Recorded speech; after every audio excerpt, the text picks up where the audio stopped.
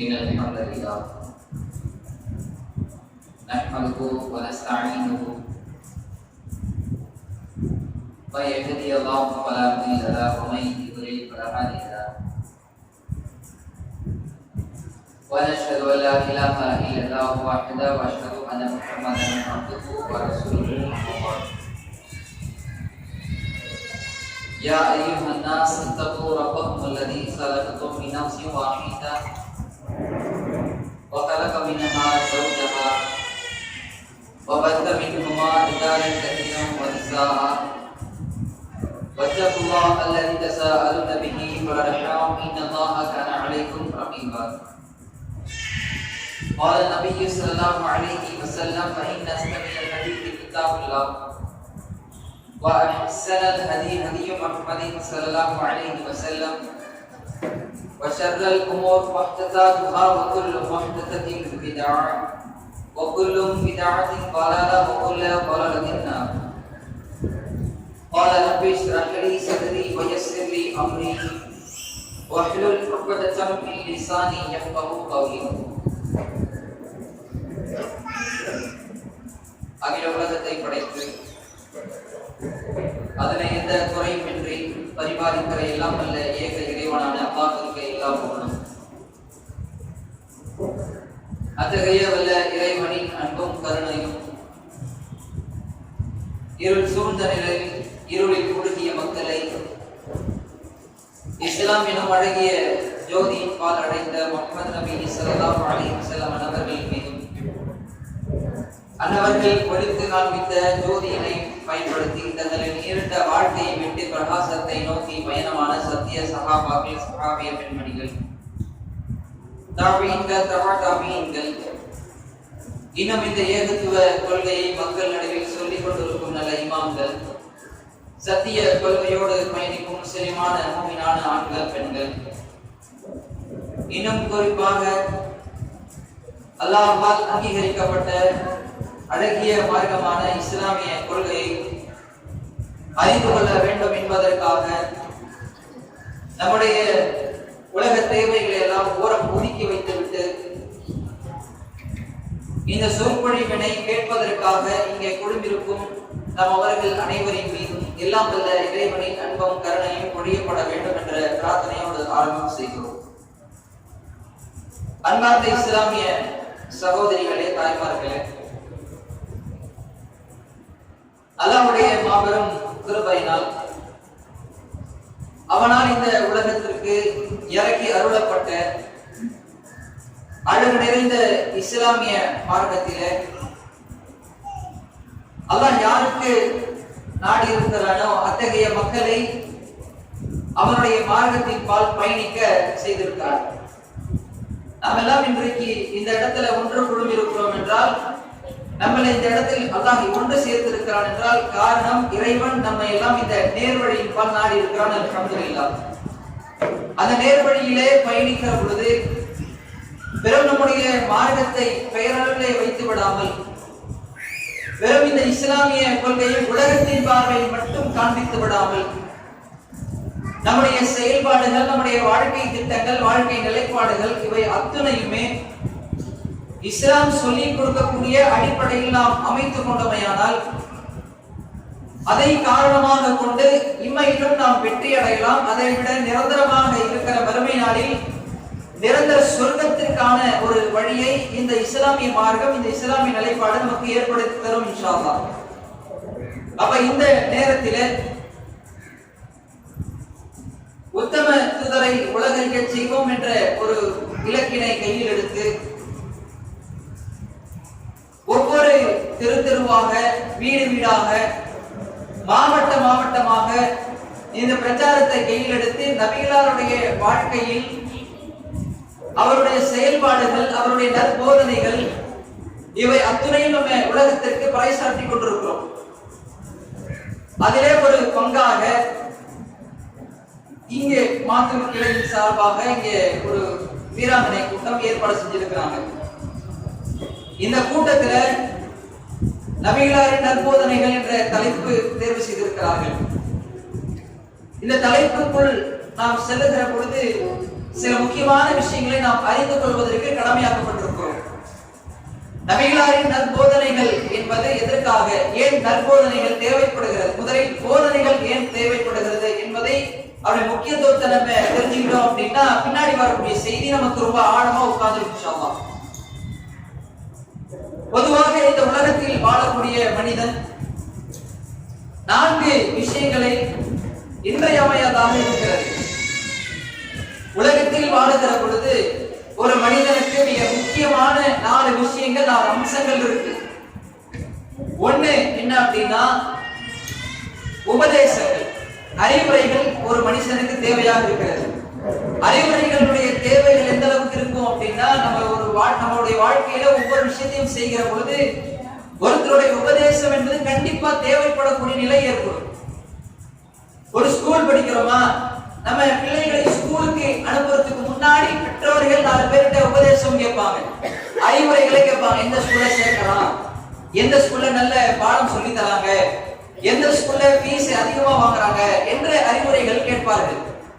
அதே மாதிரி ஒரு இளமை பருவத்தை அடையறாங்களா, கல்வியை நோக்கி பயணிக்கும் பொழுது எந்த காலேஜுக்கு போகலாம், ஏன்னா கவுன்சிலிங் எல்லாம் கொடுக்குறாங்க தெரியுமா. எதற்கு, ஒரு காலேஜ்ல நம்ம ஒரு துறையை நம்ம தேர்வு செய்கிறோம், ஒரு டிபார்ட்மெண்ட்டை நம்ம எடுக்கிறோம் அப்படின்னா இந்த டிபார்ட்மெண்ட்ல ஃபியூச்சர்ல எதுவும் நமக்கு சோர்ஸ் இருக்குமா, இதன் மூலமா நம்ம எதுவும் கெயின் பண்ண முடியுமா, அதன் மூலமா ஏதாவது நன்மைகளை அடைய முடியுமா என்று நம்ம யோசிக்கிற பொழுது நமக்கு உபதேசம் என்பது ஒரு முதல் படியாக இருக்கிறது. இப்படி நம்முடைய வாழ்க்கையில ஒரு திருமணமா இருக்கட்டும், ஒரு வியாபாரமாக இருக்கட்டும், எதை நம்ம ஸ்டெப் எடுத்தாலும், நம்ம எதை ஒரு குறிக்கோளாக எடுத்து வைத்தாலும் அதற்கு உபதேசம், ஒரு அறிவுரை என்பது இன்றியமையாத ஒரு விஷயமாக இருக்கிறது. கண்டிப்பா நமக்கு தேவைப்படக்கூடியதாக இருக்கிறது. அதே போன்று 2வது விஷயமாக அல்லாஹ் தஆலா திருமறை குர்ஆனிலே அந்த வசனத்தை சொல்லி காண்பிக்கிறார். 4 விஷயத்தை அல்லாஹ் அதுல உள்ளடக்குறான். யா அய்யுஹன் நாஸ், ஒட்டுமொத்த மனித குலத்தையும் இறைவன் அழைக்கிறான். ஒட்டுமொத்த மனித இனத்தை அழைத்து விட்டு இறைவன் சொல்ல வருகிற செய்தி, கத் ஜாஅத்துக்கும் மௌஇதத்தும் மின் ரப்பிக்கும், உங்களுடைய இறைவன் புறத்திலிருந்து உங்களுக்கு உபதேசம் வந்திருக்கிறது. ஷிஃபாஉல் லிமா ஃபிஸ் சுதூர், உள்ளத்திலே உள்ளவற்றுக்கு நிவாரணம் வந்திருக்கிறது. அல்லாஹ் தஆலா நோய்க்கு நிவாரணம் சொல்லல, உள்ளத்திலே ஏற்பட்டிருக்கக்கூடிய அத்துணைக்கும் நிவாரணம். நிவாரணம் என்று சொன்னால் இப்ப நிவாரணத்தை நம்ம 2ஆ பிரிக்கலாம். ஒன்று நோய் வந்ததற்கு பிறகு உள்ள நிவாரணம், 2வது வருமுன் காப்போம் என்கிற நிவாரணம். இப்ப நோய் வந்ததற்கு பிறகு நம்ம அடையக்கூடிய அந்த நிவாரணம்ங்கிறது, இப்போ ஜுரம் வந்துருச்சு அப்படின்னா ஒரு பாராசிட்டமால்ன்றது ஒரு ரிசல்ட், அதுக்கான ஒரு சோர்ஸ். நமக்கு ஒரு ஃபீவர் வந்துருச்சு, ஒரு காய்ச்சல் வந்துருச்சு அப்படின்னா இந்த பாராசிட்டமாலை எடுத்தா நோய் போயிடும் அப்படிங்கிறது ஒரு வழி. அதே மாதிரி இந்த இப்ப பரவி கொண்டிருக்கிற இந்த தொற்று நோய், இந்த கொரோனா, இப்ப அந்த ஒரு வேக்சின் கண்டுபிடிச்சிருக்காங்க. அந்த வேக்சினை யாரெல்லாம் போட்டுக்கிட்டோமோ வருமுன் காப்போம், பிரிவென்ஷன் என்ன செய்யும், அந்த நோய் வராமல் உங்களை தடுக்கும் அப்படின்னு ஒரு மருத்துவத்துல இந்த மாதிரியான விஷயங்கள்லாம் இருக்கு. அல்லாஹ் தஆலா இங்க இந்த குர்ஆனை பற்றி சொல்லும் பொழுது சொல்கிறார், ஷிஃபாஉல் லிமா ஃபிஸ் சுதூர், உங்க உள்ளத்தில இருக்கக்கூடியவற்றுக்கு நிவாரணம். இது என்ன நிவாரணம், அதை நம்ம உற்று கவனிக்கிற பொழுதுதான் நமக்கு நல்லாவே புரியுது. உள்ளத்திலே கெட்ட காரியங்கள் வந்து விடாமல் இருப்பதற்கும், இருக்கிற கெட்ட காரியங்களை அகற்றி துடை தெரிவதற்கும் இந்த திருமறை குர்ஆன் நமக்கு உதவி செய்கிறது. இப்போ இஸ்லாமிய சட்டம் நாட்டில் இருக்குன்னு வைங்க, அந்த இஸ்லாமிய சட்டம் அரங்கேறுகிற பொழுது 2 விஷயத்தை நம்ம அறிஞ்சிக்கலாம். திருடு, ஒருத்தன் திருடிட்டான் அப்படிங்கிறதுக்கு என்ன சட்டம், ஒருத்தன் திருடிட்டான்னா இஸ்லாத்துல என்ன சட்டம், என்ன சட்டம் யாராவது சொல்லுங்க, என்ன சட்டம்? ஒருத்தன் திருடிட்டான், இஸ்லாத்தின் பார்வையில ஒருத்தன் திருடிட்டானா என்ன சட்டம்? கைய இவ்வளவு தூரம் வெட்டணும். இப்போ ஒரு இஸ்லாமிய அந்த சட்டத்தை ஒருத்தன் திருடிட்டாங்கிறத கொண்டு வந்து ஒரு மக்கள் சபையில வச்சு அதை அரங்கேற்றினா அடுத்த வாட்டி திருட்டு நடக்குமா? அவனால திருட முடியுமா? இதுதான் இஸ்லாம்.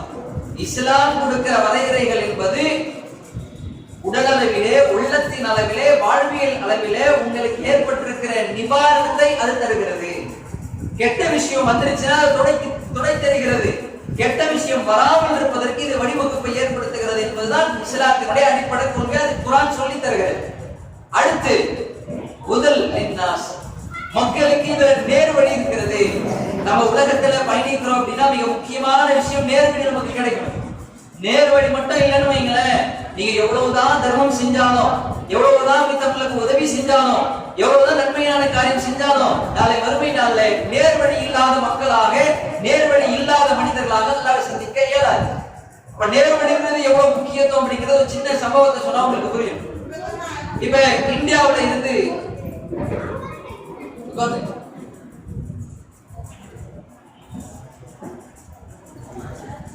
கவனிங்க, இந்தியாவில இருந்து நிறைய ராக்கெட்களை லான்ச் பண்றாங்க, ஏவுகணைகளை லான்ச் பண்றாங்க.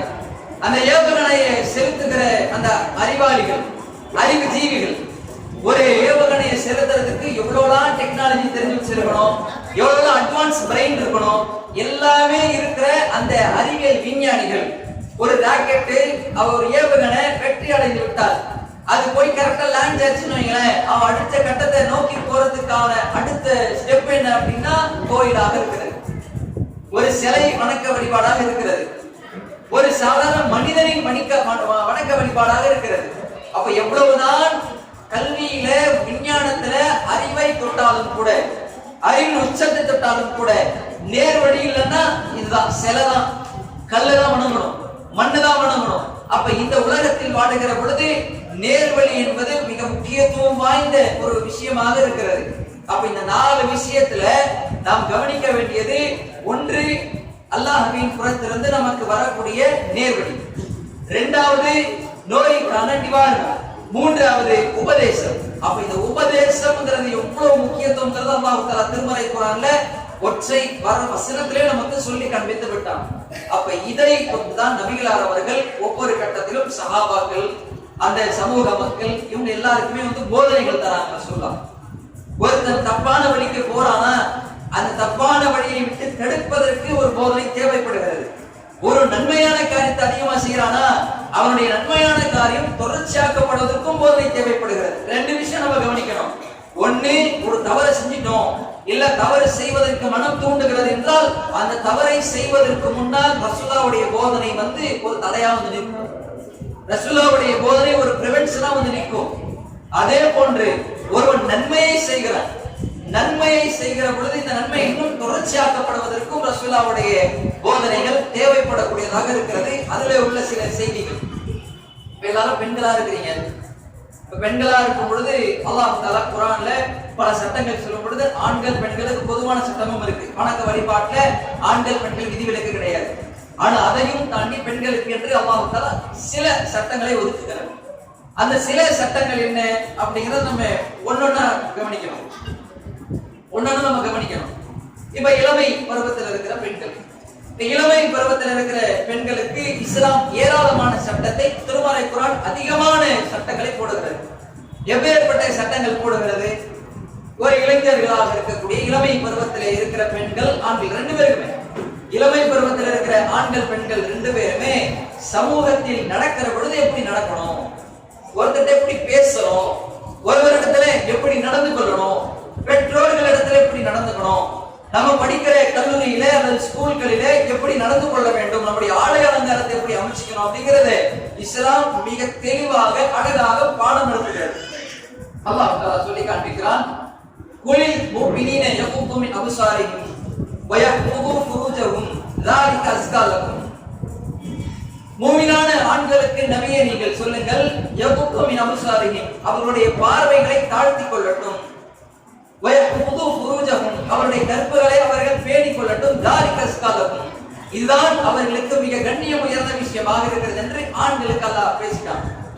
அதே வார்த்தையை கொண்டு வேறு சில வசனங்களை, வேறு சில வார்த்தைகளை கொண்டு அல்லாஹ் அடுத்த வசனத்திலே பேசுகிறான், குலில் முஃமினாத், மூமினான பெண்களுக்கு நபியே நீங்கள் சொல்லுங்கள், யகுதுன்ன அப்சாரிஹின்ன வ யஹ்ஃபுன ஃபுரூஜஹுன்ன, அவர்களும் பார்வைகளை தாழ்த்திக் கொள்ளட்டும், கற்புகளை பேணிக் கொள்ளட்டும் என்று அல்லாஹ் சொல்லிவிட்டு, வயுபதில்ன ஸீனத்தஹுன்ன, இன்னும் அவருடைய கவர்ச்சிகளை, அவர்களின் அலங்காரங்களை சில பட்டியல்கள் அல்லாஹ் சொல்றான்.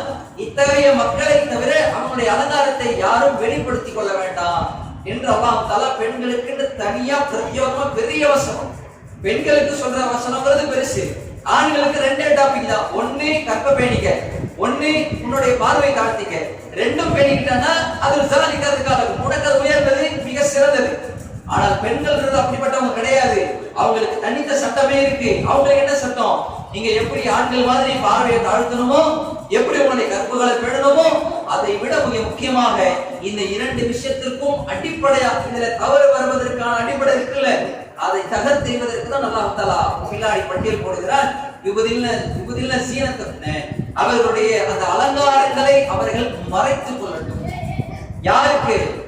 அவருடைய தகப்பனார், அவருடைய கணவர், அவருடைய சகோதரன், அவருடைய புதல்வன், இவர்களை தவிர மற்ற யாருக்கும் தங்களுடைய அலங்காரங்களை வெளிப்படுத்திக் கொள்ள வேண்டாம்னு அல்லாஹ் தஆலா சட்டம் போடுறார். சரி, இப்ப அல்லாஹ் குர்ஆன்ல சொல்ற அந்த சட்டத்தையும் நம்ம வாழ்க்கையில இருக்கிற யதார்த்தத்தையும் நம்ம ரெண்டு ஒப்பு கவனிக்கணும், ஒத்து பார்க்கணும். இப்ப அல்லாஹ் தஆலா குர்ஆன்ல இப்படிப்பட்ட ஒரு சட்டத்தை சொல்லிட்டான். இந்த சட்டத்தின் அடிப்படையில நம்ம கிட்ட என்னெல்லாம் இருக்குன்றதை நம்ம இப்பதான் டிக் பண்ணி பார்க்கணும். குர்ஆன் வசனத்தோட வாழ்க்கையை ஒப்பிட்டு பார்க்கணும், ரசூலுல்லாஹ்வுடைய போதனையோட என்னுடைய வாழ்க்கையை ஒப்பிட்டு பார்க்கணும். அதுக்குதான் நம்ம இஸ்லாத்திலே பயணிக்கிறோம். அப்படி இருக்கும் பொழுது அல்லாஹ் தஆலா பார்வையை தாழ்த்த சொல்றான். அந்த பார்வை தாழ்வு என்னுடைய வாழ்க்கையில் இருக்கா? கற்ப பேண சொல்றான். கற்ப பேணுறதெல்லாம் உச்சகட்டம் வைங்களேன்.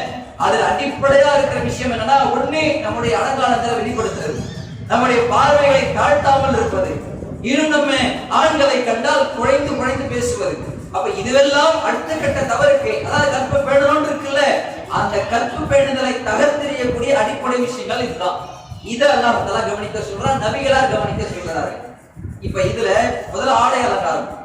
ஆடை அலங்காரத்தை பொறுத்தவரை இஸ்லாம் சொல்லி தரக்கூடிய அந்த உபதேசம், போதனைங்கிறது மிக கடுமையானது.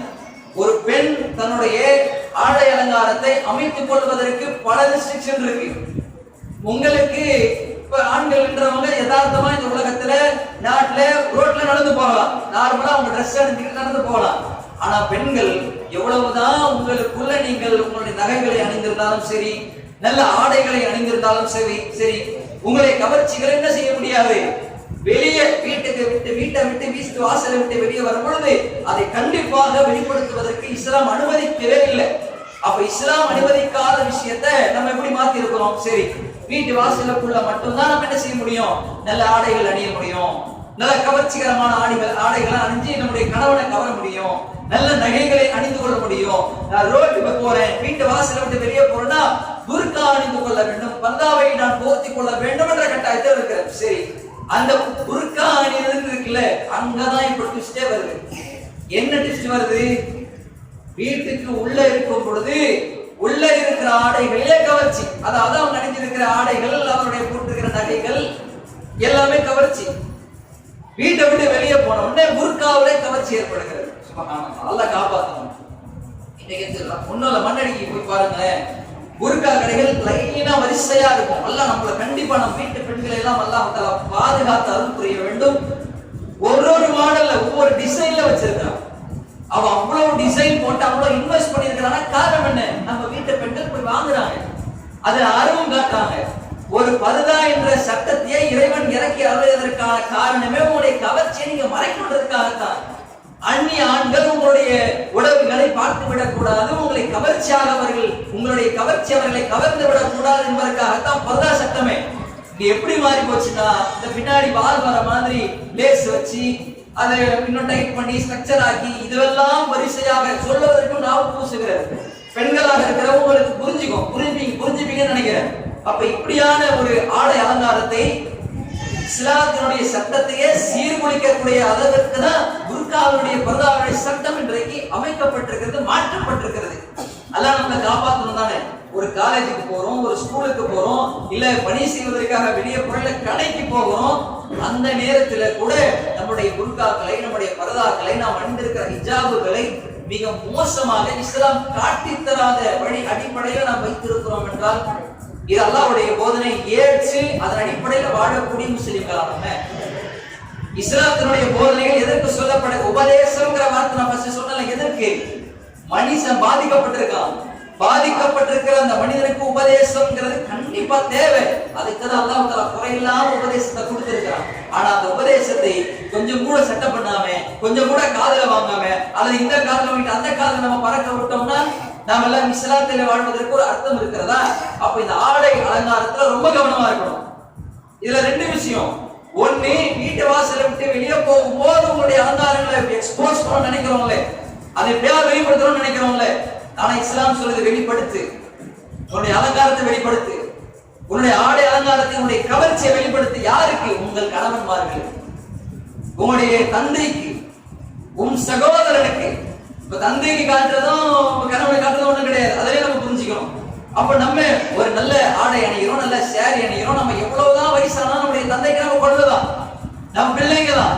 நான் நடிக்கிறேன் என்னுடைய சேரியை பார்த்து, நான் நடிக்கிற அந்த சுடிதாரை பார்த்து, நான் நடித்திருக்கிற அந்த நகைகளை பார்த்து என்னுடைய தந்தை எப்படி பார்ப்பார்? என் பிள்ளை எவ்வளவு அழகா இருக்கிறா. நீங்க எவ்வளவுதான் உங்களுக்கே பிள்ளைகள் பிறந்தாலும் சரி, உங்களுடைய பிள்ளைகளுக்கு திருமணமானாலும் சரி, உங்களுடைய தகப்பனாருக்கு, உங்களுடைய தந்தைக்கு நீங்கள் எப்படி காட்சியளிக்கப்படுவீர்கள்? என் பிள்ளை என்னுடைய ரத்தம், என்னுடைய சொந்தம், இந்த சொந்தம் எவ்வளவுதான் வயசானாலும் நீ அழகா இருக்கமா, சின்ன பொண்ணு மாதிரியா இருக்கிறமா என்று அந்த தந்தையுடைய நாம் இருந்து வரக்கூடிய வார்த்தை ஒவ்வொரு பெண் பிள்ளைகளின் உள்ளத்திலே ஒரு நல்ல ஆனந்தத்தை, சந்தோஷத்தை ஏற்படுத்தும். அதனாலதான் அல்லாஹ் தஆலா சொல்றான், உன்னுடைய தகப்பனார் இடத்துல உன்னுடைய கவர்ச்சியை வெளிப்படுத்து. இரண்டாவது ரூமுக்குள்ள கணவன் இருக்கிறார், அந்த கணவருக்கு நம்முடைய கவர்ச்சிகளை நாம் வெளிப்படுத்துவதற்கு அல்லாஹ் அனுமதி கொடுத்திருக்கிறான். நம்ம கணவன்மார்களுக்கு நம்முடைய கவர்ச்சிகளை வெளிப்படுத்த ஆரம்பித்து விட்டோமே ஆனால் கணவர் இன்னொரு சைடு போவாரா? தவறான பாதை நோக்கி அவருக்கு சிந்தனைகள் வருமா? வராது. அப்ப கணவன் வேறு வழிக்கு செல்லாமல் இருப்பதற்கு நம்முடைய கவர்ச்சி எக்ஸ்போஸ் பண்ண வேண்டிய தேவை இருக்கு. அங்க கண்டிப்பா எக்ஸ்போஸ் பண்ணியே ஆகணும், கண்டிப்பா நம்ம அலங்காரம் பண்ணியே ஆகணும், கண்டிப்பா நகைகளை அணிந்தே தீரணும், கண்டிப்பா பூக்களை பயன்படுத்த வேண்டிய அவசியம் ஏற்படும், கண்டிப்பாக வாசனை பொருட்களை பயன்படுத்த வேண்டிய அவசியம் இருக்கு. இதுவெல்லாம் ஒரு கணவனை கட்டி இழுக்கும், கட்டி ஈர்க்கும் என்று சொன்னால் அதை செய்வதிலே மார்க்கத்தில் அனுமதியாக்கப்பட்டிருக்கிறது. ஆனா நம்ம எந்த சைடு போயிட்டு இருக்கிறோம்னா, எங்க காட்டணுமோ அங்க காட்டுறது கிடையாது. வீட்டுல இத்து போன நைட்டி, கலர் மங்கி போன நைட்டி இதை போட்டுக்கிட்டு கணவன் முன்னாடினா அவருக்கு எப்படி நார்மலான ஒரு ஈர்ப்பு வரும்? இதெல்லாம் யதார்த்தமான விஷயம், மார்க்கத்தில் சொல்லப்பட்டிருக்கிற விஷயம். இந்த விஷயத்தை நாம் கவனம் எடுக்க ஆரம்பித்து விட்டோமே ஆனால் இதுதான் உண்மையாக மார்க்கத்தை கடைபிடிப்பதிலே நற்போதனைகளை நம்முடைய வாழ்க்கையில் நடைமுறைப்படுத்துவதற்கு ஒரு அர்த்தம். அப்ப வெளியே போகும்பொழுது அவ்வளவு சென்று, அவ்வளவு கவர்ச்சி, ஹிஜாப்ல கவர்ச்சி, நம்ம அணிந்திருக்கிற புர்காவில கவர்ச்சி, அது கேட்டே வாங்கணும். என்னண்டு இல்ல ஒர்க் பண்ண புர்காவா போடுங்க, எவ்வளவு காசுனாலும் பரவாயில்ல, எவ்வளவு காசு போனாலும் பரவாயில்ல, நானா கொடுக்குறேன், புருஷன் தானே கொடுக்குறாரு, அதனால எவ்வளவு வேலை செய்து இருக்கிறார்களோ, எவ்வளவு ஒர்க் பிரஷர் அதிகமா இருக்கும், அந்த மாதிரி புர்காவன்னு கேட்டு வாங்குறோமே. நம்ம யோசிக்கணும், சிந்திக்கணும். என்னுடைய அலங்காரத்தை, என்னுடைய ஆடை அலங்காரத்தை நான் வெளிப்படுத்துவதற்கு தகுதியான ஒரே ஒரு ஆண் என் கணவன் மட்டும்தான், வேற யாரும் கிடையாது. இவரை தாண்டி எந்த ஆண்களுக்கும் காட்டக்கூடாது என்று ஒரு சபதத்தை நம்ம எடுக்கணும். அதுக்கு வெளியே போனா அசிங்கமா போனோமா? கிடையாது. ஜெனியூனா போனோம், ஜென்டிலா போனோம். ஏனென்றால் அல்லாஹ் தஆலா சொல்லி காண்பிக்கிறார், உங்களுடைய அந்த அழகை நீங்கள் கூட்டிக் கொள்வது என்பது தப்பு கிடையாது. இன்னல்லாஹ ஜமீல் வ யுஹிப்புல் ஜமால். அல்லாஹ் தஆலா அழகானவன், அழகை விரும்புகிறான், நார்மலா இருக்கணும், ஜென்டிலா இருக்கணும், அதை அல்லாஹ் விரும்புகிறான். அந்த அடிப்படையில் நம்ம கவர்ச்சி ஏற்படுத்திக் கொள்வது என்பது தவறு கிடையாது. இது ஆடை அலங்காரம். இரண்டாவது பேச்சு. நம்முடைய பேச்சு ஒடுக்கும். உண்மையாகவே இன்றைக்கு பல பிரச்சனைகள் இந்த உலகத்திலே அரங்கேற்றப்படுவதற்கு காரணம் என்ன நினைக்கிறீங்க? ஒன்று Facebook, WhatsApp, அதே மாதிரி போன் கால்ஸ், இது எல்லாமே தான் இன்றைக்கு பல பெண்களின் கற்புகள் சூறையாடுவதற்கு அடிப்படை அஸ்திவாரமே அதுதான். அடிப்படை அஸ்திவாரமே நம்முடைய பேச்சு தான், நம்முடைய பார்வை தான். ஒரு இடத்துல போன்லயோ அல்லது வாட்ஸ்அப்லயோ நம்ம பேசுறோம், பேசுகிற பொழுது ஸ்ட்ரிக்ட் ரைட்டா பேசிட்டோம்னா அடுத்த ரிப்ளை வந்து வருமா? வராது. அப்போ ஒருத்தர் நம்ம கிட்ட பேசுறான், அவன் பல நுணுக்கங்களை தெரிஞ்சு வச்சிருக்கான். ஒரு பொண்ணு கிட்ட, ஒரு இளமை பருவத்தில் இருக்கிற ஒரு இளைஞி கிட்ட எப்படி பேசுறான், அவ எப்படி மயங்குவா, திருமணமான பெண்ணு கிட்ட எப்படி பேசுறான், அவ எப்படி அவளை நம்ம உஷார் பண்ணலாம், இப்படின்ற அந்த டெக்னிக்கலா அவன் தெரிஞ்சு வச்சிருக்கான். அதை தெரியாத நம்ம வீட்டு பெண்கள் என்ன செய்கிறோம், நல்லா காப்பாற்றணும். ஒரு வாட்ஸ்அப்ல ஒரு அன்னோன் நம்பர் வந்து மெசேஜ் வருகிறது, உடனே அது யாரு என்ன ஏதுன்னு விசாரிக்கிறது கிடையாது. ஏன் நம்ம தகப்பன் இல்லையா, சகோதரன் இல்லையா, அண்ணன் தம்பிங்க கிடையாதா, என் கணவர் கிடையாதா, இல்ல பெரிய சகோதரன் கிடையாதா? எத்தனையோ ஆண்கள் இருக்கிறாங்க, ஆனா யாருக்குமே நம்ம என்ன செய்யறது கிடையாது, உதவி கேட்கறதே கிடையாது. நம்ம எல்லாம் டீல் பண்ணிக்கிறோம், நம்ம தான் பெரிய ஆளாச்சு. ஒரு போன் இருக்கு, ஒரு ஆண்ட்ராய்டு போன் யூஸ் பண்றதுக்கு நாலேஜ் இருக்கு, நான் ஸ்கூலுக்கு போறேன், காலேஜுக்கு போறேன், 4 பேரை சந்திக்கிறேன், சோசியலா நான் நடக்கிறேன், இவ்வளவும் பண்ண எவ்வளவு பெரிய ஆளுன்னு நமக்கு நாமே ஒரு பெரிய ஒரு அளவுல இடையை போட்டுக்கொண்டு வாட்ஸ்அப்ல அந்த நம்பர்ல வரக்கூடிய மெசேஜ்க்கு நம்ம ரிப்ளை பண்றோம். அப்படி ஆரம்பிக்கிற அந்த வார்த்தைகள் கொஞ்சம் கொஞ்சமாக நம்முடைய பேச்சு குறைய ஆரம்பிக்கிறது. அந்த பேச்சு அவனுடைய பேச்சை நினைக்கிறது. உடனே 2 உரையாடல்களும் காதலாக மாறுகிறது. பிறகு அது கற்பு சூறை அளப்படுகிறது. அல்லாஹ் காப்பாற்று. எவ்வளவு பெரிய சம்பவங்கள். இத 2-3 பேர் கவனம் எடுக்கணும். ஒண்ணு படிக்கக்கூடிய மாணவிகள், இளைஞர்கள். 2வது கண்காணிக்கக்கூடிய பெற்றோர்கள். 3வது இது எல்லாத்தையுமே பார்த்துட்டு இஸ்லாமிய போதனைகளை கற்றுக்கொண்டிருக்கிறவங்க நம்ம பிறகு சொல்றது. 3 பேருமே இதை கவனிக்கணும். அப்ப இந்த விஷயத்துல நாம் கவனம் எடுத்து ஒரு பேச்சிலே கூட நுணுக்கத்தை கற்றுக்கொள்ளக்கூடிய ஒரு மார்க்கமாக இஸ்லாம் திகழ்கிறது. எப்படிலாம் திகழ்கிறது என்றால் அல்லாஹ் தஆலா திருமறை குர்ஆனிலே சொல்லி காண்பிக்கிறான், நீங்கள் அந்நிய ஆண்களிடத்துல குறைந்து பேசாதீர்கள். ஏன் குறைந்து பேசுறதுக்கான அவசியம் என்ன? யாருக்கு பேசணும்? குறைந்து பேசுவதற்கு தகுதியானவன் கணவன் வீட்டுல இருக்கிறார். ஆனா போன்ல யாரு பேசிட்டு இருக்கிற நீ? அப்ப இந்த விஷயத்தை நீ தவிர்த்துக் கொள்ளவில்லை என்றால் எங்க போய் விடுவோம்? நம்ம வழிகேட்டில தான் போய் விடுவோம். ஒரு பெரிய கதையே இருக்கு. கேரளாவில் நடந்த ஒரு சம்பவம், ஒரு கதை இருக்கு. உண்மையான சம்பவமா பொய்யான சம்பவமான்றது நமக்கு தெரியாது. அந்த சம்பவத்துல ஒரு மூமினான பெண் தஹஜ்ஜுத் தொழுகைக்கு கணவனை எழுப்பி விடக்கூடிய அளவுக்கு உள்ள அந்த ஒரு பெண்மணி. பெரிய செய்தி அது. நான் சுருக்கமா சொல்றேன். அந்த பெண்மணி என்ன செய்யறாங்க அப்படின்னா, அவருடைய கணவர் வெளிநாட்டில் இருக்கிறார். வீட்டுல செல்போன் கிடையாது, மொபைல் போன் கிடையாது, வெறும் லேண்ட்லைன் நம்பர் மட்டும் தான். அந்த கணவருடைய அம்மா இருக்கிறாங்க, அவங்களுக்கு 2 பிள்ளைகள் இருக்கிறாங்க. அந்த பெண்மணிக்கு 2 பிள்ளைகள் இருக்கிறாங்க. அதே மாதிரி வீட்டுல ஒரே ஒரு லேண்ட்லைன் நம்பர் போன் இருக்கு. கணவர் வெளிநாட்டில் இருக்கிறாரு. அவர் போன் பண்றதா இருந்தா வீட்டுல இருக்கிற லேண்ட்லைனுக்கு தான் போன் பண்ணணும். அந்த லேண்ட்லைன் எங்க இருக்குன்னா அம்மாவுடைய வீட்டுல இருக்கு, அம்மாவுடைய ரூம்ல இருக்கு. அவங்க ஒவ்வொரு வாட்டியும் கணவனுக்கு போன் வருவதாக இருந்தால் உடனே அவங்க அம்மா அந்த மாமியாருடைய ரூமுக்குள்ள போய் தான் போன் பேச வேண்டிய ஒரு அவல சூழ்நிலை. அந்த மாதிரி நேரத்துல ஒரு கணவன் மனைவி என்ன நினைப்பாங்க? பிரைவசியா பேசணும்னு நினைப்பாங்க. 1000 அம்மாவா இருக்கட்டும், மாமியாரா இருக்கட்டும், கணவன் மனைவின்ற உறவுன்றது வேற. அப்படி இருக்கும் பொழுது அவங்களுக்குள்ள பிரைவசியை அந்த இடத்துல அவங்க கீப் அப் பண்ண முடியுன்றதுனால கணவன் என்ன செய்யறாரு? மொபைல் போன் வாங்கி கொடுக்குறாரு. முதல் ஸ்டெப் வாங்கி தர மொபைல் போனை மனைவி இடத்துல செல்கிறது. அந்த மனைவி என்ன செய்யறாங்க? அந்த மொபைல் போனின் வாயிலாக கணவன்கிட்ட பேசிட்டு வந்துட்டு போயிட்டு இருக்கிறாங்க. இந்த நேரத்துல கணவர் ஒரு நாள் போன் பண்றாரு, சுவிட்ச் ஆஃப். அடுத்து கொஞ்ச நேரம் கழிச்சு கொண்டு அப்படியே சுவிட்ச் ஆஃப். என்னன்னு பார்த்தா அதுக்கு முன்னாடி வீட்டுல ஒரு சம்பவம் நடந்திருக்கு. அந்த பெண்மணிக்கு ஒரு சம்பவம் நடந்திருக்கு. என்ன? அந்த பெண்மணியுடைய நம்பர் இன்னொருத்தர்கிட்ட போயிடுச்சு. அந்த பெண்மணிக்கு ஒரு கால் பண்ணா உடனே அந்த பெண்மணி போன் எடுக்கிறாங்க, பேசுறாங்க. பேசுற உடனே முதல் வார்த்தை ராங் நம்பர் சொல்லி வச்சாங்க. இதோட முடிச்சிருக்கலாம். 2வது வாட்டி போன் வரும். 2வது வாட்டி போன் வந்த உடனே அந்த ஆண் பேசுறா. என்னன்னு பேசுறான்? நம்ம போனை கட் பண்றீங்க, என்கிட்ட நீங்க பேசினா வானமே இடிஞ்சு கீழே அவுந்துற போகுது, என்கிட்ட பேசினா என்ன இந்த பூமி பிறந்துடவா போகுது, உங்களுடைய கணவர் ஊர்ல இல்லைன்னு எனக்கு தெரியும், அவர் வெளிநாட்டுல இருக்காருன்னு தெரியும், உங்களுக்கு எவ்வளவு கஷ்டங்கள் இருக்குன்னு எனக்கு நான் என்னால புரிஞ்சுக்க முடியும். பேச்ச கவனிங்க. உங்களுக்கு எவ்வளவு ஒரு கணவனை விட்டு பிரிஞ்சிருக்கிற அந்த பெண்மணிக்கு எவ்வளவு சிரமங்கள்லாம் இருக்கும்னு எனக்கு புரியும். அந்த ஃபீலிங் என்னன்னு எனக்கு தெரியும். இப்படின்னு ஆரம்பிச்சு பேச்சு கொடுக்க ஆரம்பிச்சான்.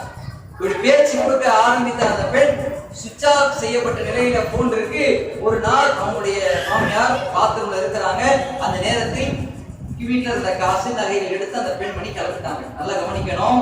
அந்த பெண்மணி யாரு? தஹஜ்ஜுத் தொழுகையை பேணியவர்கள்.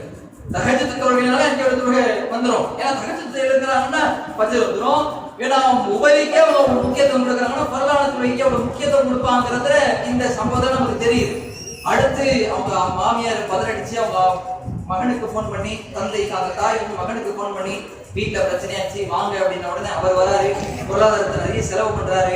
எங்க போனாங்கன்னே தெரியல. 2 பேர் யார் போன்ல உரையாடினாரோ அந்த ஆணும் இந்த பெண்மணியும் 2 பேரும் என்ன பண்ணிட்டாங்க? இருக்கிற தேய்ச்சிட்டு போயிட்டாங்க. அடுத்து சில தினங்களுக்கு பிறகு ஒரு அனாதை பிணம் இருப்பதாக ஒரு செய்தி இந்த கணவனுக்கு பெரிய லெவல்ல பிசினஸ் பண்றாரு. அப்ப எவ்வளவுதான் செலவானாலும் பரவாயில்லன்னு போய் தேடுறாரு. கடைசியில ஒரு கேரளாவுல கன்னியாகுமரியில கிடைக்கிறாங்க. சரி, டெல்லியில கிடைக்கிறாங்க. டெல்லியில எந்த நிலையில கிடைக்கிறாங்கன்னா அந்த பெண்மணி இறந்து போனது, தற்கொலை செய்த நிலையில தென்படுறாங்க. அப்ப ஒரு லெட்டர்ல எழுதி வைக்கிறாங்க, நான் சாலிஹான மூமினான ஒரு பெண்ணாக நான் இருந்தேன். என் கணவனுக்கு கட்டுப்பட்ட, என் கணவனை நேசித்த, என் பிள்ளைகளை நேசித்த, என் மாமியாரை நேசித்த ஒரு பெண்ணாக நான் இருந்தேன்.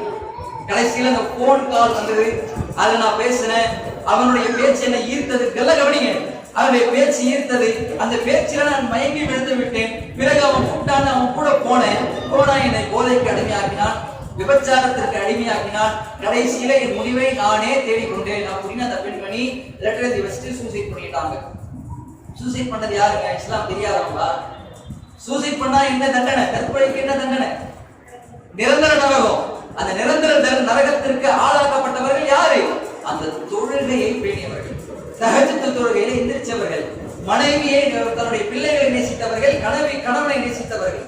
அவங்களுடைய முடிவு எப்படி ஆயிடுச்சு பாத்தீங்களா? என்ன காரணம்? மொபைல் போன், அதை தொடர்பு. நம்ம எப்படி யாருக்கு எப்படி பேசணும் இஸ்லாம் நமக்கு வழிவகுத்து தருகிறது. அந்த வழிவகைகளை நம்ம சரியா கடைபிடித்தாலே போதுமானது. யாருக்கு எப்படி பேசணுங்கிற பேச்சு துணை நம்ம கொண்டு வந்துட்டாலே போதுமானது. அதுக்குதான் ஒரு அந்நியானும் ஒரு அந்நியனும் தனித்திருக்க கூடாதுன்னு இஸ்லாம் ஏன் வழிவகைகள் செய்கிறது? தனிமைனா என்ன நினைச்சுக்கிறோம் தெரியுமா? நம்ம ஒரு அறையில ஒரு ஆண் பெண் தனியா இருக்க கூடாதுன்னு நினைக்கிறோம். அது மட்டும் தனிமை கிடையாது. ட்ரெயின்ல போறீங்க, ஒரு அந்நியான் பக்கத்துல உட்கார்ந்து இருக்கிறீங்க, அல்லது அந்த அந்நியான் முன்னாடி உட்கார்ந்து இருக்கிற, நீங்க இந்த சைடு உட்கார்ந்து இருக்கிறீங்க, வாட்ஸ்அப்ல உரையாடுறீங்க. அது என்ன சோசியலா எல்லாருக்குமே தெரிஞ்ச உரையாடுறீங்க. அதனால எல்லா மக்களோட பப்ளிக்காவா நீங்க சேட் பண்றீங்க. பிரைவேட் சேட் தானே அது. அப்ப பிரைவேட் சேட்ல நீங்க லட்சம் இல்ல கோடிக்கணக்கான மக்களுக்கு மத்தியில் உட்கார்ந்து நீங்க சேட் பண்ணாலும் அது தனிமை தான். அந்த தனிமையை தான் இஸ்லாம் பேரெடுக்க சொல்லுகிறது. ஏனென்றால் உங்களுடைய தனிமை என்பது எப்படிப்பட்டது என்றால், எவ்வளவு கொடியது என்றால் அல்லாஹ் அவர்கள் சொல்கிறார்கள், அல் அஸ்ஸானியும் வஸ்ஸாலசத்து ஷைத்தான். ரெண்டு பேர் இருக்கிறீங்க, மூன்றாவதாக ஷைத்தான் அங்க இருக்கிறான். இன்ன ஷைத்தானை எதிரி மஜ்ரதமி.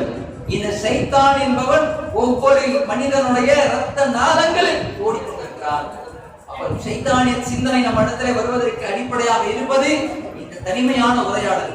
இந்த உரையாடலை கருவறுப்பதற்காகத்தான் இஸ்லாம் சொல்லுகிறது தனித்திருக்க கூடாது. அப்ப பேச்சில கவனம் வேண்டும். அப்ப பேச்சில நம்முடைய ஆடை அலங்காரத்துல ரொம்பவும் கவனம் எடுக்க வேண்டிய ஒரு சூழ்நிலை நமக்கு ஏற்படுகிறது. அடுத்து மூன்றாவது விஷயம் என்ன அப்படின்னா, இளமை பருவத்தை தாண்டி திருமணத்தின் பொழுது உள்ள பெண்கள், அதற்கு பிறகு திருமணமாகி கணவன்மார்களோடு இருக்கிற பெண்கள், இவங்கெல்லாம் குடும்ப பெண்கள் சொல்வதாக குடும்ப பெண்கள், இவங்கெல்லாம் கவனிக்க வேண்டிய பல விஷயங்களை இஸ்லாம் நமக்கு வழிவகுத்து தருகிறது. இஸ்லாம் இந்த அளவுக்கு தருகிறது என்றால், அல்லாஹ் தஆலா சூரத்துல் பக்ராவிலே மிக அழகான ஒரு சட்டத்தை சொல்கிறார். ஒரு ஆணுக்கு அல்லாஹ் தஆலா சொல்லுகிற பொழுது, வலா தன்கிஹுல், நீங்க ஒரு பெண்ணை வலா தன்கிஹுன் நிசா, ஒரு பெண்ணை நீங்கள் திருமணம் செய்யாதீங்க அவள் மூமினாக இருந்தாலே தவிர. ஒரு பெண் மூமினாக இருந்தா மட்டும் தான் நீங்க திருமணம் செய்வதற்கு உங்களுக்கு ஹலால். அல்லது நீங்கள் இஸ்லாத்துல இல்லாத, இஸ்லாமிய மார்க்கத்தின் வாழ்க்கையில் இல்லாத ஒரு பெண்ணை நீங்கள் திருமணம் செய்யக்கூடாது. ஏன் திருமணம் செய்யக்கூடாது? எந்த அளவுக்கு திருமணம் செய்யக்கூடாதுன்னா, அவள் எவ்வளவுதான் அழகாக இருந்தாலும் சரிதான், அவளை விட அழகிலே குறைந்த இந்த மூமினான பெண் எவ்வளவு சிறந்தவள்னு அல்லாஹ் ஆண்களுக்கு சட்டம் சொல்லிட்டான். அடுத்து பெண்கள் என்றவங்க திருமண விஷயத்துல அவங்களால முடிவெடுக்க முடியாது. என்றால் அல்லாஹ் தஆலா ஒரு பொறுப்பாளிகளை வச்சுதான் திருமணம் செய்வதற்கு அல்லாஹ் தஆலா வழிவகைகளை செய்கிறான். அப்படி இருக்கும் பொழுது அல்லாஹ் தஆலா அந்த பொறுப்பாளிகளை பற்றி பேசுகிறான். உங்க வீட்டு பெண்களுக்கு, இஸ்லாம் இல்லாத ஆண்களுக்கு திருமணம் செஞ்சு கொடுக்காதீங்க. அவன் எவ்வளவு அழகா இருந்தாலும் சரி, இஸ்லாத்துல இருக்கிற அந்த ஆண்கள் தான் உங்களுக்கு சிறந்தவர்கள். அந்த மூமினான பெண்களுக்கு அவர் ஏற்றவர் என்று அல்லாஹ் தஆலா திருமறைக்கு நல்ல ஒரு சட்டம் போடுறான். திருமண விஷயத்துல நம்ம எந்த அளவுக்கு தடுமாறி போகிறோம் என்றால், பிடிக்குது ஒரு பெண் ஒரு ஆணை பிடிக்குது, அதனால வலுக்கட்டாயமா நம்ம வீடுகள்ல அந்த ஆணை தான் திருமணம் பண்ணுவேன், அந்த ஆள் வேறு மதத்தில இருந்தாலும் கூட இஸ்லாத்துல கொண்டு வந்தலாம், அப்படி கொண்டு வந்தலாம், இப்படி கதை கட்டுற எத்தனையோ கதைகளை வரலாற்றுல பார்த்துட்டோம், எத்தனையோ கதைகளை பார்த்துட்டோம். அதெல்லாம் கேட்டு அதை பார்த்து கண்களும் காலும் பிடிச்சு போன நிலையில் இருக்கிறோம். அல்லாஹ் காப்பாற்றணும். அப்ப திருமணம் விஷயத்துல தடுமாறக்கூடிய ஒரு சூழ்நிலை. ஒரு கட்டத்துல நம்ம ஒரு திருமணம் முடிவு செய்கிறார்கள். இதுல பெற்றோர்கள் கவனம் எடுக்கணும். என் பெற்றோர்கள் என்ன கவனம் எடுக்கிறோம்னா, ஒரு பெண்ணுக்கு, நம்ம வீட்டு பெண்களுக்கு நம்ம திருமணம் செய்து கொடுக்கிறோம் என்றால், திருமணம் செய்யப்படவிருக்கிற அந்த ஆணுடைய கவனிப்புகளை நம்ம பார்க்கணும், அவருடைய கொள்கையை பார்க்கணும், அவருடைய அடிப்படை வாழ்க்கையை பார்க்கணும். இதையெல்லாம் பார்த்துதான் நம்ம வீட்டு பெண்களுக்கு திருமணம் செய்து கொடுக்கணும். நம்ம இதெல்லாம் செக் பண்றது கிடையாது, இதையெல்லாம் பார்ப்பது கிடையாது. கொள்கை எப்படி இருக்கிறாங்க நம்ம கவனிக்கிறதே கிடையாது. ஏதோ அழகா இருக்கிற பிள்ளைக்கு முடிச்சு போச்சு, உடனே திருமணம் பண்ணி கொடுத்துறாங்க, கொடுத்தாச்சு, சரி அப்ப சந்தோஷமா இருக்கிறாங்களா, வாழ்க்கையில ஒரு இன்பத்தை அடைகிறாங்களா, அவங்க பெண்மணி அவங்க வீட்டு மகள் நல்ல சந்தோஷமா இருக்கான்னு பார்த்தா கிடையாது. ஒரே மாசத்துல புலான நினைக்கிறாங்க. ஏன்? எதற்காக இந்த சூழ்நிலை, எதற்காக இந்த நிலைமை ஏற்பட்டது? காரணம் என்ன? கொள்கையை நம்ம பார்க்கல. அதே போன்று ஒரு ஆண் ஒரு பெண் இடத்துல இந்த கொள்கை இருக்கணுமோ அந்த கொள்கை அடிப்படை இல்லை. அந்த கொள்கை அடிப்படை இல்லாததின் காரணமாகத்தான் என்ன நடக்குது, பிரச்சனையில வந்து நிற்குது. அப்ப திருமண விஷயத்துல நம்ம ரொம்ப கவனம் எடுப்பதற்கு கடமைப்பட்டிருக்கிறோம். பெற்றோர்களா இருந்தாலும் சரி, பிள்ளைகளா இருந்தாலும் சரி. இது ஒரு அழகான ஒரு உதாரணத்தையும் சொல்லலாம். நம்ம எந்த அளவுக்கு அப்படின்னா, இந்த அழகுன்ற தேவைப்படுதுல, ஒரு அழகு அப்படிங்கிறது முன்னாடி வந்து நிக்குது. அந்த அழகு அல்லாஹ்வுடைய தூதரவங்க திருமணத்திற்கான சட்டத்தை ஆண்களுக்கு சொல்லுகிற பொழுது ஒரு பெண் 4 விஷயத்திற்காக திருமணம் முடிக்கப்படுகிறார். அந்த 4 விஷயம் என்ன அப்படின்னா, 1 அவருடைய பொருளாதாரத்திற்காக வேண்டி அவர் திருமணம் முடிக்கப்படுகிறார். 2 அவருடைய பாரம்பரியத்திற்காக, அதாவது வாழ அவங்க நல்ல ஃபேமிலி அப்படின்னு ஒரு பேர் எடுத்திருப்பாங்கல்ல, அதற்காக வேண்டி ஒரு பெண் திருமணம் முடிக்கப்படுகிறார். 3வது அவள் அழகுக்காக வேண்டி திருமணம் முடிக்கப்படுகிறார். 4வது அவளுடைய கொள்கை நிலைப்பாட்டை அடிப்படையாக கொண்டு திருமணம் முடிக்கப்படுகிறார். இந்த 3 விஷயத்துல, இந்த 4 விஷயத்துல முதல் 3ஐ எவன் செய்தானோ அவனுடைய மூக்கு மண்ணை கவட்டும் என்று அல்லாஹ்வுடைய அவங்க ரொம்ப கடுமையா பேசுறாங்க. ஒரு பெண்மணி திருமணம் முடிக்கப்படுகிறார் என்றால் ஒண்ணுதான் அவள் இடத்துல கவனிக்கணும். கொள்கை இருக்கா, இஸ்லாம் இருக்கா, அவள் திருமணம் செய்யப்படுவதற்கு தகுதியாக இருக்கக்கூடிய ஒரே காரியம் மார்க்கப்பட்டு கொள்கையின் அடிப்படை, அகீதாவுடைய சட்டம், இது எல்லாமே ஒரு பெண்மணி கிட்டே வந்து விட்டது என்றால் அப்பொழுது பெண்மணி என்ன செய்யப்படுவார், திருமணம் செய்வதற்கு தகுதியாக்கப்படுகிறார். அதான் தரத்துல சொல்றேன். இதற்கும் ஒரு சம்பவம், ரொம்ப அழகான ஒரு சம்பவம் நிகழ்கிறது. திருமணம் ஆகுதுல பெண்கள் எல்லாம், திருமணமாகக்கூடிய பெண்கள் எல்லாம் கவனிக்க வேண்டிய முக்கியமான விஷயம். அல்லாஹ்வுடைய தூதர் காலத்துல ஒரு நபி தோழர் வாழ்கிறார். அந்த நபி தோழர் எப்படிப்பட்டவர்னா, சமூக மக்களால் வெறுக்கப்படுகிற ஒரு நபி தோழர். பார்ப்பதற்கு ரொம்ப அருவருப்பா இருப்பார், அசிங்கமா இருப்பாரு, முகம் எல்லாம் புதுசா இருக்கும், ரொம்ப பார்ப்பதற்கே ஆள் ஷார்ட்டா இருப்பாரு, கருப்பா இருப்பாரு. இவ்வளவு ரொம்ப மோசமாக இருக்கும். ஏனைய மக்கள், சமூக மக்களை அவரை ஒதுக்கி வச்சிருவாங்க. அவர் கூட போறதுக்கு யாருமே நினைக்க மாட்டாங்க. அந்த அளவுக்கு ரொம்ப வெறுக்கத்தக்க ஒரு மனிதராக அவர் இருந்தார். அவர் ரசூலுல்லாஹ் அந்த மனிதரோட தோழமை கொள்றாங்க, நட்பு கொள்றாங்க. அப்பொழுது அல்லாஹ்வுடைய எல்லாருமே கவனிங்க, பார்க்கிற எல்லாருமே வந்து அந்த நபி தோழரை கிண்டல் செய்யக்கூடியவங்களாக தான் இருந்தாங்க. உடனே அல்லாஹ்வுடைய தூதர் வந்து அந்த மனிதருக்கு சொல்கிறார், நான் உங்களை நட்பாக நான் ஏற்றுக்கொண்டேன். நட்பு அப்படின்னு சொல்ல அந்த மனிதரோட, அந்த சஹாபியோட சொல்ல ஃப்ரெண்ட் ஆயிட்டாங்க. பிறகு அல்லாஹ்வுடைய தூதர் சொல்றாங்க, உமக்கு நான் ஒரு பெண்மணியை திருமணம் கொடுக்க போகிறேன் என்று ரசூலுல்லாஹ் சொல்றாங்க. உடனே அந்த சஹாபி வெளியே சிரிக்கிறாரு. அவருடைய கண்கள் கலங்கக்கூடிய அளவுக்கு அல்லாஹ்வுடைய தூதரை எத்தனை பேர் கேலி செய்யறாங்க, என்ன நீங்க கேலி செய்றீங்களே அப்படிங்கிற ஒரு பாட்டை பேசுறாரு. ஏன்னா பாக்க அசிங்கமா இருக்கிறேன், பார்ப்பதற்கு அருவருக்கத்தக்கவனா இருக்கிறேன், எல்லாருமே என்ன அவாய்ட் பண்றாங்க, யாருமே என்ன சேர்க்க மாட்டாங்க. அப்படி இருக்கும்போது நீங்க இந்த ஃப்ரெண்டா இருக்கிறீங்கன்னு சொன்னதே பெரிய விஷயம்.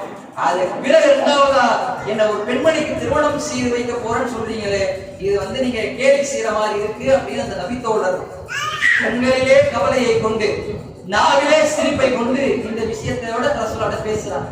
அப்ப அல்லாஹ்வுடைய தூதர் அவங்க ஒரு பெண்மணி வீட்டுக்கு போறாங்க. அந்த பெண்மணியுடைய தாய் தந்தையை 2 பேரை சந்திச்சு பெண் பார்க்க போற மொட்டையா சொல்றாங்க, பெண் பார்க்க வந்திருக்கிறேன் அப்படின்ன உடனே தாய் தந்தைக்கு கடுமையான ஆனந்தம். பெண்ணுடைய தாய்க்கும் பெற்றோர்களுக்கு கடுமையான சந்தோஷம். ஆஹா, நம்ம வீட்டு பெண்ணுக்கு ரசூலுல்லாஹ் திருமண சம்பந்த ஒப்பந்தம் பேசுறதுக்கு வந்திருக்கிறாங்க அப்படின்னு கடுமையான சந்தோஷம், ஆனந்தம். உடனே அல்லாஹ்வுடைய தூதர் சொல்றாங்க, இல்லம்மா தவறா நினைச்சுக்காதீங்க, உங்களுடைய பெண்ணை வந்து நான் திருமணம் முடிப்பதற்காக வரல, ஜுலைபு என்ற என்னுடைய தோழருக்கு நான் திருமணம் முடிப்பதற்காக தான் இங்க வந்திருக்கிறேன் அப்படின்ன உடனே அந்த பெண்ணுடைய தந்தை என்ன செய்யறாருன்னா, உடனே போயிடுறாரு, சபையில இருந்து கிளம்பி போயிடுறாரு. போயிட்டு பிறகு அவருடைய மனைவியும் போயிடுறாங்க. வந்து 2 பேர் உரையாடுறாங்க. என்ன இது, ரசூலுல்லாஹ் நம்முடைய மகளை வந்து ரசூலுல்லாஹ் திருமணம் பண்ணிப்பாங்கன்னு பார்த்தா கடைசியா ஜுலைபி பண்ற அந்த நபருக்கு ரசூலுல்லாஹ் திருமணம் முடிக்க சொல்றாங்க. என்ன செய்யறது அப்படின்னு கடுமையா உரையாடல் நடந்துட்டு இருக்கு. சிட்டா வேணாம்னு சொல்லிடலாம் அப்படிங்கிற ஒரு போக்குல பேசிட்டு இருக்கிறாங்க. இதையெல்லாம் கேட்டுக்கொண்டிருக்கிற திரை கண்ட சைடு இருக்கிற அவருடைய மகள், நல்லா கவனிக்கணும், ஒரு மூவினான பெண்களுக்கு மிக அழகான தெளிவான ஒரு முன்மாதிரியாக இந்த பெண்மணி நபி தோழி திகழ்றாங்க. அந்த பெண்மணி சொல்றாங்க, இல்ல அவர் ரசூலுல்லாஹ் யாரை சொன்னாங்களோ அந்த ஆணை தான் திருமணம் பண்ணிக்கிட்டாங்க. ஒரே வார்த்தை, அதுக்கு மாற்று கருத்தே கிடையாது. பெற்றோர்களா இருக்கிற நீங்க ஸ்டேட்டஸ் பாக்குறீங்க, ஆறு பர்சனாலிட்டி பாக்குறீங்க. ஆனால் அல்லாஹ்வுடைய தூதரே களத்திலே நின்று இந்த பெண்மணியை இந்த ஆணுக்கு திருமணம் செய்து வைக்க வேண்டும் வந்துட்டாங்கன்னா ரசூலுல்லாஹ்வை விட என் வாழ்க்கை நீங்க தேர்வு செய்வதில் நீங்க பர்ஃபெக்ட்டா? கேட்ட வார்த்தை தான். ரசூலுல்லாஹ் தான் உங்களை விட என் மீது அக்கறை கொண்டவர்கள். ஒரு தூதரே மார்க்கத்தின் அடிப்படையில் நமக்கு ஒரு விஷயத்தை சொல்லி கொடுத்தாங்கன்னா பெற்றோர் அம்மாவா இருந்தா ஆட்டுக்குட்டியா இருந்தாங்க இப்படிதான் இதுதான் துணி. அப்ப நாமும் திருமணம் செய்கிறோம் என்றால் அந்த திருமண நேரத்தில் ஏற்படுகிற தடைகள் பெரிய பிரச்சனைகள் இதுதான். அவருடைய ஸ்டேட்டஸ் என்ன, அவர் எப்படிப்பட்டவர் என்ன. இன்னைக்கு நம்ம திருமணம் பிசினஸ் மாதிரி ஆயிடுச்சு. சந்தைக்கு போய் மாடு பிடிப்பாங்கல்ல, மாடு வந்து என்ன செய்வாங்க, பல்லு இருக்கா, தோல் நல்லா இருக்கா, ஓட்டை இருக்கா, பல்லு கிலோ அதிகமா இருக்கா, இதெல்லாம் பார்த்து இந்த கிலோக்கு இந்த ரேட்டுன்னு ஒதுக்கி வச்சிருவாங்க. திருமணம்ங்கிறது என்ன சந்தையில விற்கிற மாடா? ஒரு ஆணும் ஒரு பெண்ணும் இணைவது என்பது அல்லாஹ் தஆலா சொல்லி காண்பிக்கிறான் 30வது அத்தியாயத்திலே. ஒரு ஆணும் ஒரு பெண்ணும் இணைகிற இணைப்பு என்பது அல்லாஹ்வுடைய அத்தாட்சியிலிருந்து உள்ளது. ஒரு கணவன் மனைவிக்குள்ள இருக்கிற அன்பு இருக்கிறதே, நேசம் இருக்கிறதே, அந்த நேசம் எப்பேற்பட்டது என்றால் அல்லாஹ் தஆலா சொல்லி காண்பிக்கிறான். ஒரு மலை எப்படி அல்லாஹ்வுடைய அத்தாட்சியோ, மழை எப்படி அல்லாஹ்வின் அத்தாட்சியோ, வானம் பூமி அத்துணையும் எப்படி அல்லாஹ்வின் அத்தாட்சியோ, அந்த அத்தாட்சியின் வரிசையிலே ஒரு கணவனுக்கும் மனைவிக்கும் மத்தியிலே இருக்கக்கூடிய அந்த பாசம், நேசம், இணக்கம், லவ், அது அல்லாஹ்வுடைய அத்தாட்சி இருந்துள்ளது. அப்ப திருமணத்தில் நாம் எடுக்க வேண்டிய முடிவுகள் தெளிவா இருக்கணும், மார்க்க அடிப்படையில் இருக்கணும். அப்ப திருமணம் முடிக்கவிருக்கிற பெண்களும் இதை கவனத்தில் எடுக்கணும், பெற்றோர்களும் கவனத்தில் எடுக்கணும். இந்த விஷயத்துல தடுமாறாம இருந்தோம்னா அடுத்த வரக்கூடிய வருங்கால வாழ்க்கை மிக அழகாக செல்லும் என்பதை இந்த செய்தி நமக்கு வலியுறுத்தி காட்டுகிறது, தெளிவாக விளங்குகிறது. திருமணம் ஆனதுக்கு பிறகு உள்ள வாழ்க்கை, திருமணம் ஆனதுக்கு பிறகு கணவன் பல கொள்கை மாற்றத்துல இருப்பாரு, பல பிரச்சனைகள்ல இருப்பாரு, ஒவ்வொரு கொள்கையில தடுமாற்றத்துல இருப்பாரு. எல்லாத்திலுமே எல்லா வகையான கணவன்மார்களே சிந்திச்சுட்டு இருக்கிறாங்க, எல்லா வகையான பெண்கள்.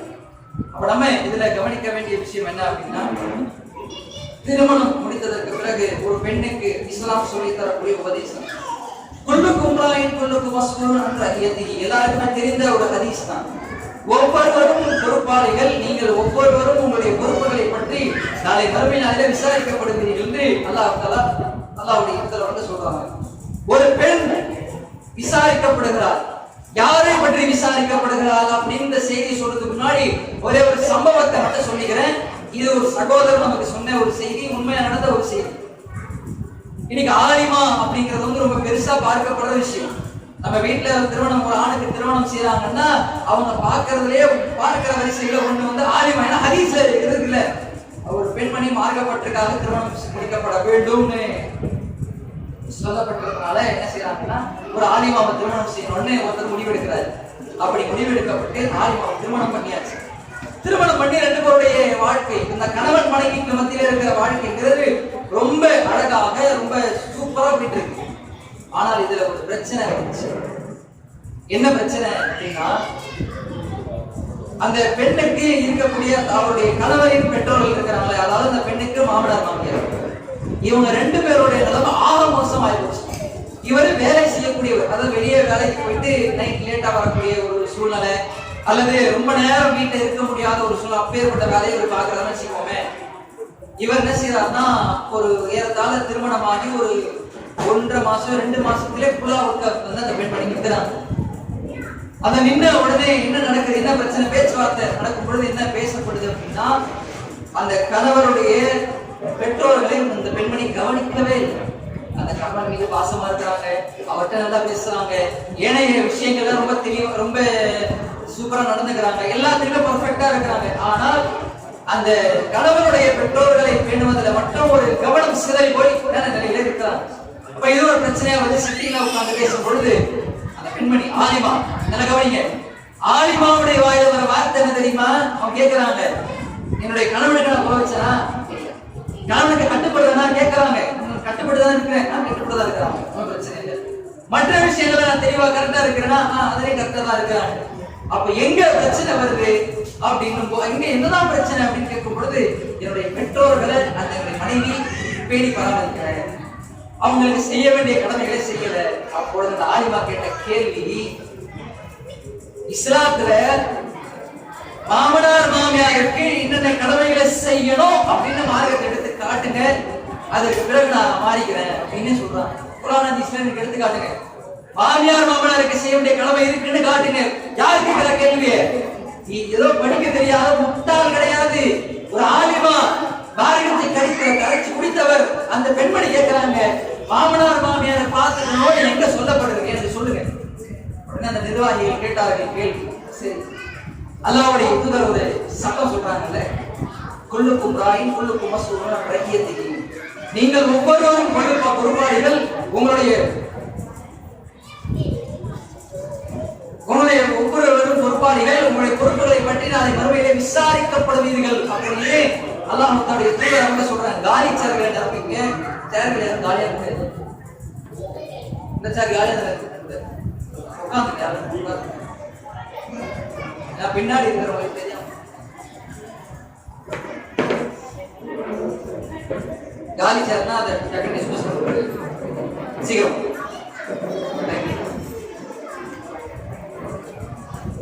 அவ கவனிங்க, இந்த செய்தியை சொன்ன உடனே அந்த பெண்மணி இதுக்கான பதிலாம் சொல்றாங்க, கரெக்டா சொல்றாங்க. எல்லாருமே விசாரிக்கப்படுவார்கள், ஒவ்வொருவரும் பொறுப்பாளிகளாக இருக்கிறார்கள் அப்படின்னு சொல்லிட்டு அடுத்த வார்த்தையில அந்த நிர்வாகி கேட்கிறார், பெண் என்னெல்லாம் இறைப்பட்டு விசாரிக்கப்படுவார்? அவ பெண்மணி வந்து அவருடைய கணவரை பற்றி விசாரிக்கப்படுவார், அவருடைய பெற்றோர்கள் பற்றி விசாரிக்கப்படுவார், அந்த கணவனின் பிள்ளைகளை பற்றி விசாரிக்கப்படுவார், அந்த கணவனின் பெற்றோர்களை பற்றி பிள்ளைகளை பற்றி விசாரிக்கப்படுவார்.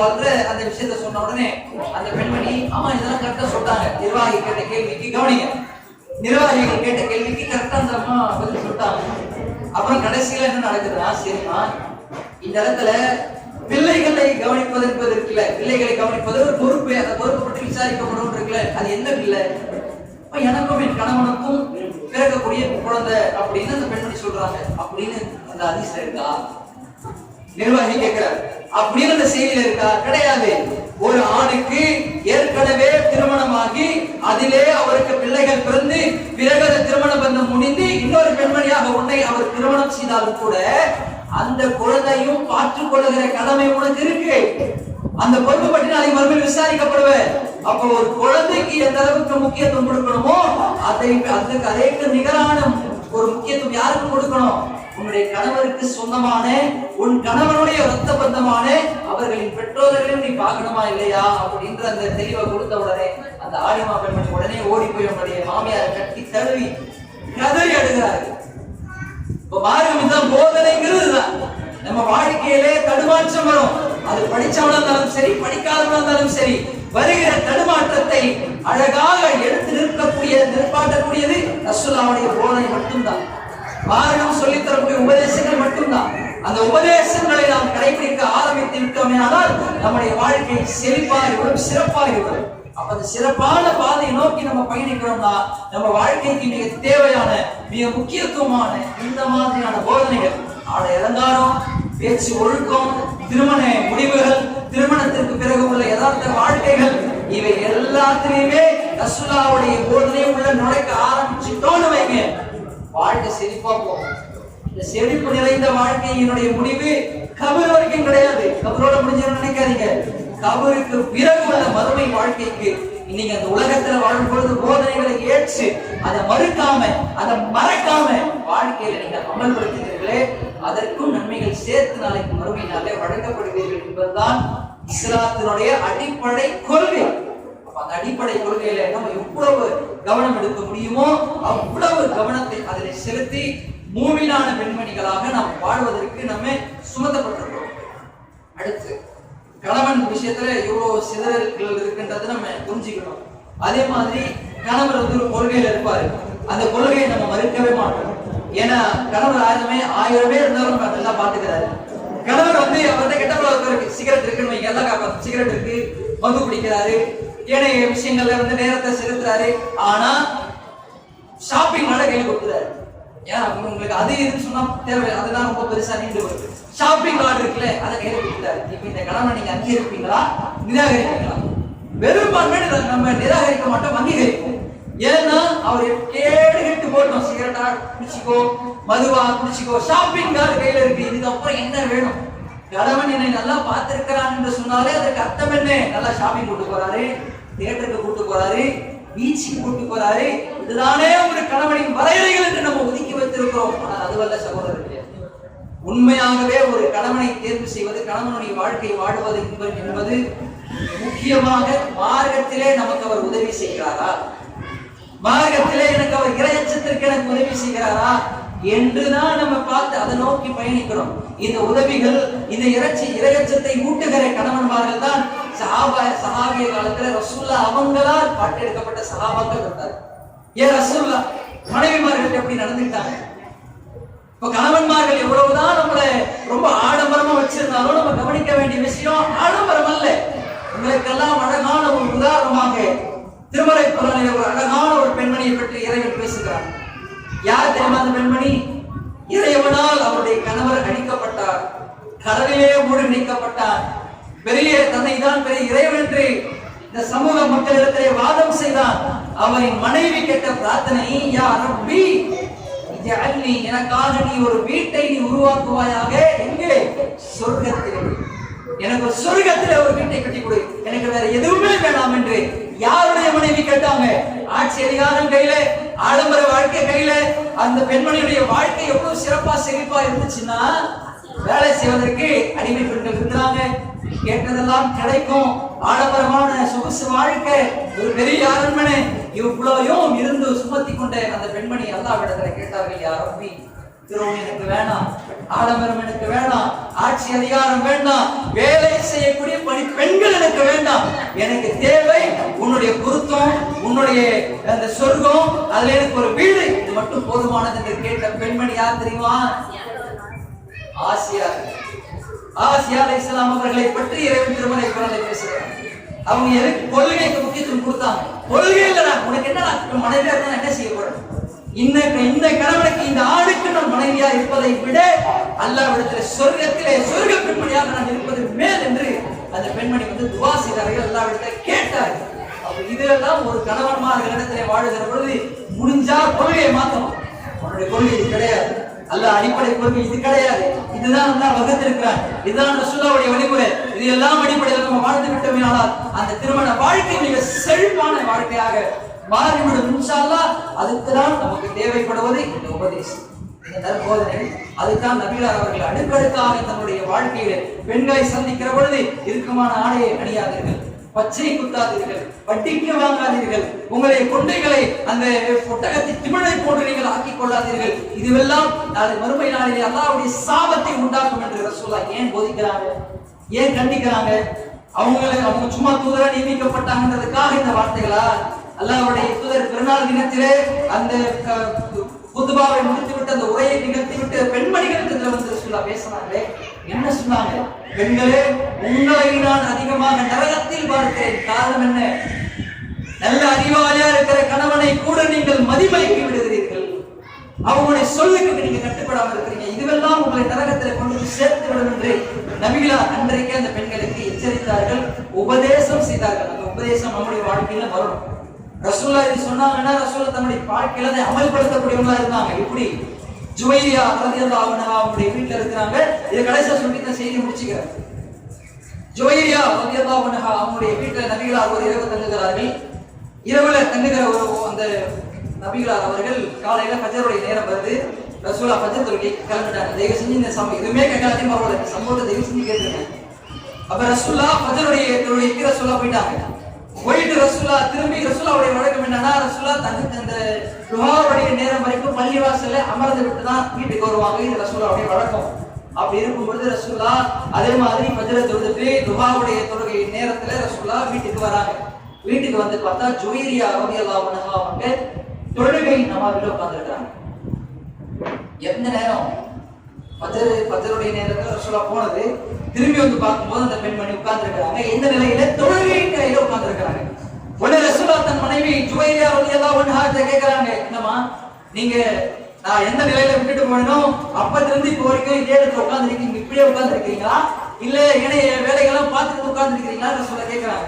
உடனே அந்த பெண்மணி சொல்கிறார்கள், அல்லாஹ்வின் தூதரே, எந்த நிலையில் என்னை இங்க விட்டுட்டு நீங்க ஃபஜ்ர் தொழுகைக்கு போனீர்களோ அந்த நேரத்துல இருந்து இப்பொழுது வரைக்கும் நான் தேடுதலில் தான் இருக்கிறேன், அல்லாஹ்வை துஆ செய்து கொண்டிருக்கிறேன், அல்லாஹ்வை திக்ர் செய்து கொண்டிருக்கிறேன், அல்லாஹ்விடத்தில் இறையச்சத்தை கேட்டுக் கொண்டிருக்கிறேன் அப்படின்னு அந்த பெண்மணி சொல்ல அல்லாஹ்வுடைய தூதர் சொல்கிறார்கள், சரி உம்முடைய ஆர்வத்தை இறைவன் அதிகப்படுத்தி தருவானாக.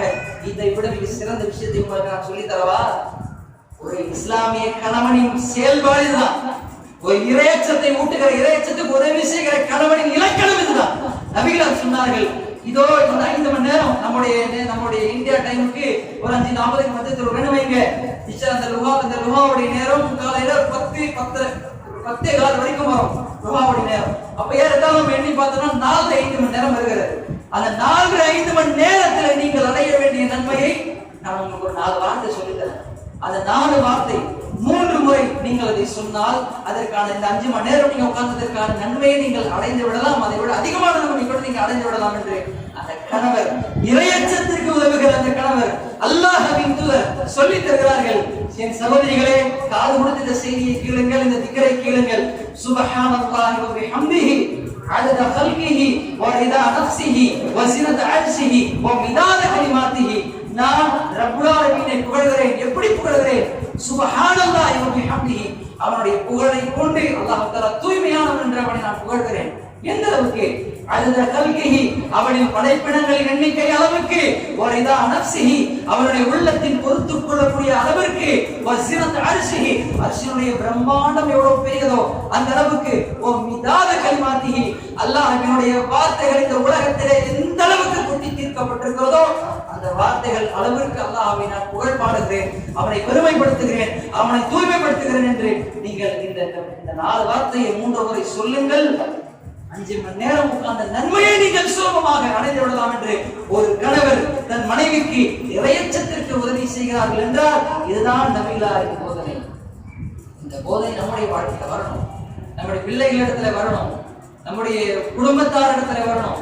இந்த குடும்பத்தாரிடத்துல இந்த மாதிரியான காரியங்கள் வந்து விட்டால் இப்ப போங்க, பிரச்சாரம் செய்யறதுக்கு போங்க, ரசூலுல்லாஹ்வை பத்தி சொல்லுங்க, வீடு வீடாக ஏறுங்கள், தெரு தெருவாக செல்லுங்கள், எல்லாத்தையும் போயிட்டு தொழுவுங்க, திக்ர் செய்யுங்க, துஆ செய்யுங்க, நோன்பு வைங்க, தாவால கலந்துங்க, பயானுக்கு வாங்கன்னு நீங்க சொன்னா இந்த குடும்பம் கணவனும் மனைவியும் ஒருவருக்கு ஒருவர் இறையச்சத்தை போதிக்கக்கூடிய குடும்பம், பிள்ளைகளும் பெற்றவர்களும் ஒருவருக்கு ஒருவர் இறையச்சத்தை போதிக்கக்கூடிய குடும்பம். இந்த குடும்பம் சொன்னதற்காகவே நான் தாவாத்துக்கு வரேன், தொழுகைக்கு வரேன், ஜும்மாவுக்கு வரேன், பெண்கள் பயானுக்கு வரேன், பொதுக்கூட்டத்துக்கு வரேன் என்று இன்னொரு குடும்பம் நம்மளை பார்த்து மாறி விடுகிறது என்றால் அதற்கான நன்மை யாருக்கு? அல்லாஹ்க்கா? மாணவர்களுக்கா? சஹாபாக்கள் கிடைக்கும். மிக முக்கியமாக யாருக்கு? நமக்கு. அல்லாஹ் தஆலா நம்மால் எத்தனை குடும்பங்கள் இஸ்லாத்தை ஏற்று இஸ்லாத்தை நோக்கி பயணமானதோ, எத்தனை பேர் பெண்கள் பயான்ல கலந்துட்டாங்களோ உங்களை காரணமாக வைத்து அத்தனை நன்மைகளும் நீங்கள் கபருக்கு போயிடலாம், நீங்கள் மரணத்தை தழுவிடலாம். ஆனால் நன்மைகளுக்கு மௌத்தே கிடையாது. நன்மைகள் வந்து கொண்டே இருக்கும். நீங்கள் மறுமையிலே அல்லாஹ்வை சந்திக்கிற வரை. இதுதான் ரசூலுல்லாஹ்வுடைய போதனை. அப்ப இந்த போதனையை நம்முடைய வாழ்க்கையில நம்ம நடைமுறைப்படுத்த ஆரம்பித்து விட்டோமே ஆனால், அதை நம்ம ஒருவருக்கு ஒரு இறையச்சத்தை போதிக்க ஆரம்பித்து விட்டோமே ஆனால் அந்த குடும்பம் தான் நல்ல ஒரு குடும்பமாக இருந்து சொர்க்கத்திற்கு செல்வதற்கான வழிவகுப்புகளை ஏற்படுத்தும். அப்பேற்பட்ட நபிகளாரின் போதனையை ஏற்று அதன் அடிப்படையில் வாழ்க்கையை அமைத்துக் கொள்ளக்கூடிய ஒரு நிலைப்பாட்டுக்கு நாம் மாற வேண்டும். அந்த நிலைப்பாட்டின் முடிவுகளுக்காகவே அல்லாஹ் தஆலா அத்துணை பேருக்கும் சொர்க்கத்தில் இடம்பெற செய்வானாக என்று கூறி இன்று பிரார்த்தித்து இந்த உரையை நிறைவு செய்கிறேன்.